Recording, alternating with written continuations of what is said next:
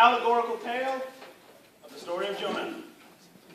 We have our cast: Dan Boone, Mike Gundy, and everybody else.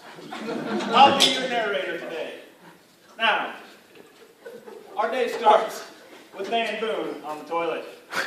At this time, he is visited by Mike Gundy to deliver an important message. Mike Gundy tells Dan Boone that he must go to Norman to teach those Sooners the error of their ways and to convert them. He also said he would have used Cody Jarbo, but he is way too old. Now, Dan, we all know he's not a sinner, so the minute he finished his business, he got up and ran the other way. Now, he found some shady characters. They operated a boat. This boat was going down the Cimarron River. It's not very deep, but they managed it somehow. Now, while they were on this boat, there was a terrible storm that arose. Now, these sailors decided to cast some lots to see what happened. So, when they threw the bones, they discovered it must be Dan Boone's fault. So, they threw him over the side of the boat. Now, he is floating in the Cimarron River. I don't know how it got deeper than 6 feet, but it did somehow. Now, a giant fish swims by at that exact moment. Giant fish. Giant fish. Now, after the giant fish passes, Missy Franklin swims up and swallows Dan Boone's whole.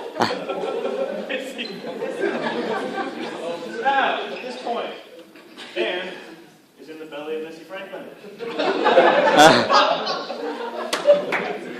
He realizes the error of his ways. So he begins to ask for forgiveness. He spends 3 days in the belly of Missy Franklin. And after these 3 days, he is finally spit up upon land once again. At the time, Dan realizes he must travel to Norman and preach to the Sooners. Now, as he goes to Norman to preach to these people, he acquires a megaphone. It's right there. No, this is a microphone. That's a megaphone. At which point, he sings out the alma mater to convert them. I almost forgot it, everyone. I'm sorry.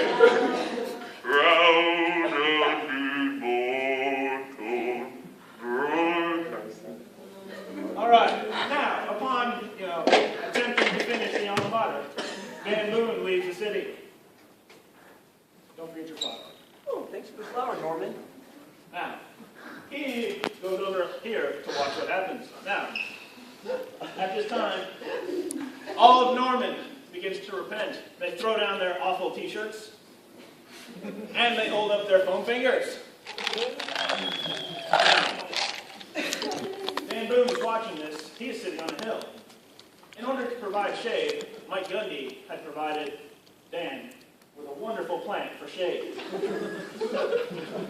This plant, it ended up withering and dying when Dan complained that the Sooners were given forgiveness. Now, through this lesson, Mike Gundy has taught Dan something very important. The gospel is to be brought to everyone. Plants die, and even Sooners can become cowboys eventually. Thank you.